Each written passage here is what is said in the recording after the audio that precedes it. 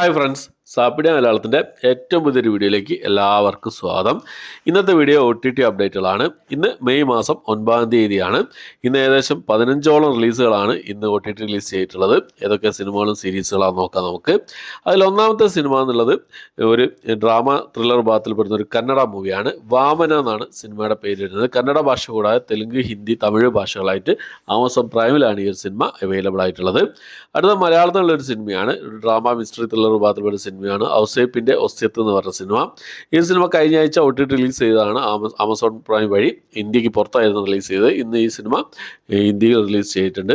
Cinema ഞാൻ കണ്ടിട്ടുണ്ട്. Review എത്രയും പെട്ടെന്ന് തന്നെ നിങ്ങൾക്ക് മുന്നിലേക്ക് എത്തിക്കുന്നതായിരിക്കും. അടുത്ത ഡ്രാമ വിഭാഗത്തിൽപ്പെടുന്ന ഒരു ഇംഗ്ലീഷ് മൂവിയാണ്. ലാസ്റ്റ് സ്വിം എന്നാണ് സിനിമയുടെ പേര് വരുന്നത്. ബുക്ക് മൈ ഷോസിൽ റെന്റ് ഓപ്ഷനിലാണ് ഈ ഒരു സിനിമ ഇംഗ്ലീഷ് ഭാഷയിൽ മാത്രമായിട്ട് അവൈലബിൾ ആയിട്ടുള്ളത്. അടുത്തൊരു ത്രില്ലർ മൂവിയാണ്. ഒരു ഇംഗ്ലീഷ് ത്രില്ലർ മൂവിയാണ്. ബ്ലാക്ക് ബാഗ് എന്നാണ് സിനിമയുടെ പേര് വരുന്നത്. ഇംഗ്ലീഷ്, ഹിന്ദി ഭാഷകളായിട്ട് Amazon Prime, book my shows രണ്ട് OTT പ്ലാറ്റ്ഫോമിൽ റെന്റ് ഓപ്ഷനിൽ അവൈലബിൾ ആണ്. അടുത്ത റൊമാൻറ്റിക് ഡ്രാമ ത്രില്ലർ വിഭാഗത്തിൽപ്പെടുന്ന ഒരു സ്പാനിഷ് മൂവിയാണ്. ബാഡ് ഇൻഫ്ലുവൻസ് ആണ് സിനിമയുടെ പേര് വരുന്നത്. സ്പാനിഷ്, ഇംഗ്ലീഷ്, ഹിന്ദി ഭാഷകളായിട്ട് നെറ്റ്ഫ്ലിക്സിലാണ് ഈ ഒരു സിനിമ അവൈലബിൾ ആയിട്ടുള്ളത്. അടുത്തൊരു സീരീസാണ്. ഒരു ഹിന്ദി ത്രില്ലർ സീരീസാണ്. 2 ആഴ്ച മുമ്പേ റിലീസ് ചെയ്തതാണ് സി5 ഈ ഒരു സീരീസ്. അയ്യനമാന എന്നാണ് സീരീസിൻ്റെ പേര് വരുന്നത്. ഈ ഒരു സീരീസ് ഇപ്പോൾ മറ്റു ഭാഷയിൽ അവൈലബിൾ ആയിട്ടുണ്ട്. തമിഴ്, തെലുങ്ക്, കന്നഡ ഭാഷയിലും അവൈലബിൾ ആയിട്ടുണ്ട് സി5.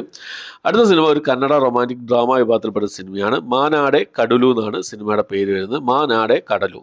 ഈ ഒരു സിനിമ ETV വഴിയാണ് റിലീസ് ചെയ്തിട്ടുള്ളത്. കന്നഡ ഭാഷ മാത്രമേ അവൈലബിൾ ആയിട്ടുള്ളൂ. അടുത്തൊരു മലയാള സിനിമയാണ്. പ്രതി നിരപരാധിയാണോ എന്ന് പറഞ്ഞ ഡ്രാമ ത്രില്ലർ വിഭാഗത്തിൽപ്പെട്ട സിനിമയാണ്. ഇന്ദ്രൻസൊക്കെ പ്രധാന വേഷം കൈകാര്യം ചെയ്ത സിനിമയാണ്. കുറച്ച് മുമ്പേ തിയേറ്റർ റിലീസ് ചെയ്ത സിനിമയാണ്. ഒരു കുറച്ച് പഴയ സിനിമയാണ്. ഈ ഒരു സിനിമ മനോരമ മാക്സിൽ ഇപ്പോൾ മുതലേ അവൈലബിൾ ആണ്. അടുത്തൊരു തെലുങ്ക് ത്രില്ലർ മൂവിയാണ്. ഇൽത്താക്ക സായ് ആ എന്നാണ് സിനിമയുടെ പേര് വരുന്നത്. ടെൻഡുകോട്ട OTT പ്ലാറ്റ്ഫോം വഴി തെലുങ്ക്, തമിഴ് ഭാഷകളായിട്ടാണ് ഈ ഒരു സിനിമ അവൈലബിൾ ആയിട്ടുള്ളത്. അടുത്തൊരു തെലുങ്ക് സിനിമ തന്നെയാണ്. തെലുങ്ക് ഡ്രാമ വിഭാഗത്തിൽപ്പെട്ട സിനിമയാണ്.